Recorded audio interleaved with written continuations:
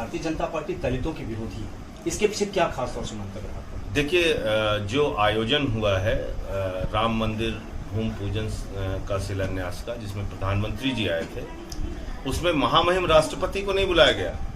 और ये वही भारतीय जनता पार्टी है, जब महामहिम राष्ट्रपति का चुनाव हुआ था और जब वो महामहिम राष्ट्रपति के पद पर जब उन्होंने शपथ ली थी, तो घूम घूम कर पूरे देश में योगी आदित्यनाथ जी से लेकर सारे भारतीय जनता पार्टी के नेता कह रहे थे कि देखिए हमने एक दलित को राष्ट्रपति बनाया, देखिए हमने एक दलित को राष्ट्रपति बनाया।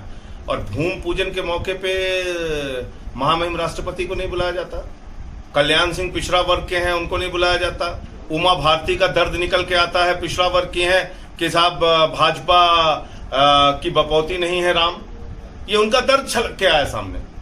केशव प्रसाद मौर्य जो उत्तर प्रदेश के उप मुख्यमंत्री हैं, उनको तक को नहीं बुलाया गया। तो ये मानसिकता भारतीय जनता पार्टी की दर्शाती है।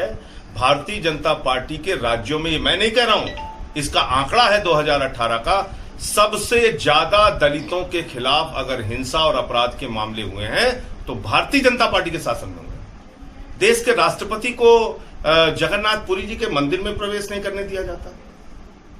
तो जब ये मानसिकता अभी भी है, तो आप कैसे भगवान राम के अनुयायी हो सकते हैं, उस मर्यादा पुरुषोत्तम भगवान राम के जिन्होंने सिबरी के जूठे बैर खाए, उस मर्यादा पुरुषोत्तम भगवान श्री राम के जिनको निषाद राज ने नैया से पार कराया, नदी पार कराई, जिन्होंने बानरों की सेना लेके रावण का नाश किया। उस राम के अनुयायी होने के लिए आपको अपने चरित्र में राम के आदर्श, राम की सोच, राम की भावना, उसको उतारना पड़ेगा। आप तो देश के राष्ट्रपति को नहीं बुलाते हैं। तो ये मैंने सवाल खड़ा किया था, जिससे भारतीय जनता पार्टी के नेता मैं देख रहा हूं कल से पूरी भाजपा की आर्मी और फौज लग गई है। इन बातों का जवाब क्यों नहीं देती भारतीय जनता पार्टी? जब देश के प्रधानमंत्री वहां बुलाए जा सकते हैं तो देश के राष्ट्रपति क्यों नहीं? संजय जी, लेकिन जो पहला प्रसाद दिया गया हनुमानगढ़ी का, वो दलित को दिया गया, इसके पीछे क्या सोचती भाजपा की? ये क्या आप दिखाना चाहते हैं? जब आपके ऊपर चारों तरफ सवाल उठने लगे तो आप क्या दिखाना चाहते हैं?